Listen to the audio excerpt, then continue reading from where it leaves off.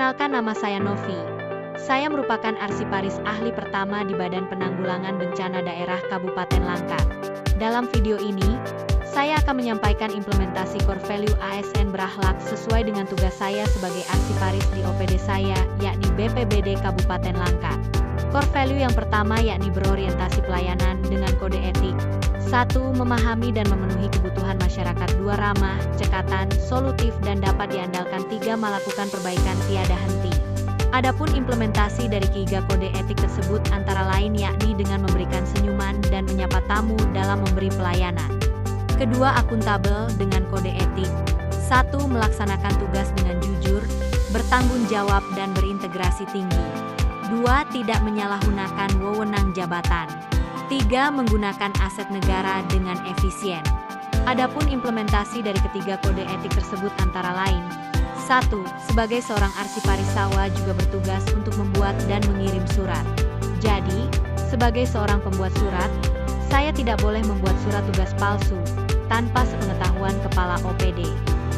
2. Saya sebagai pemegang akun Srikandi kepala OPD, tidak boleh sembarangan memberikan atau membubuhkan TTR pada naskah keluar atau surat keluar di Srikandi. 3. Sebagai ASN yang akuntabel juga, ketika jam atau waktu bekerja usai, maka saya mematikan komputer kerja saya guna mengurangi penggunaan listrik dan menjaga file-file penting yang ada di komputer. Ketiga, kompeten dengan kode etik. 1. Meningkatkan kompetensi diri. 2. Mau belajar bersama. 3. Melaksanakan tugas dengan kualitas terbaik. Adapun implementasi dari ketiga kode etik tersebut antara lain: sebagai seorang arsiparis junior, saya masih perlu belajar dengan arsiparis senior perihal arsip terkhusus arsip digital yang bernama aplikasi Srikandi. 2. Sebagai arsiparis yang berada di bawah sekretaris langsung, maka saya juga memiliki tugas lainnya yakni mengerjakan renja, di mana dalam pengerjaan saya perlu belajar dengan teman sekantor yang lebih mengerti peris renja. 3. Dalam pengerjaan Srikandi khususnya naskah keluar atau surat keluar berupa surat perintah tugas, saya harus menyusun kalimatnya dengan benar agar dapat ditandatangani atau di-TT Sekda atau Bupati. Keempat, harmonis. Kode etik. 1. Menghargai setiap orang dengan latar belakang yang berbeda. 2. Membangun lingkungan kerja yang kondusif. 3. Suka menolong orang lain.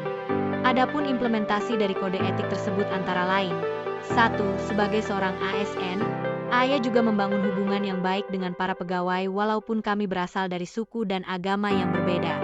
2. Di OPD kami saling tolong-menolong dalam hal pekerjaan tugas kantor. 3. Kami juga bergotong royong dalam membersihkan dan merapikan ruangan logistik yang ada di OPD kami. Kelima, loyal dengan kode etik.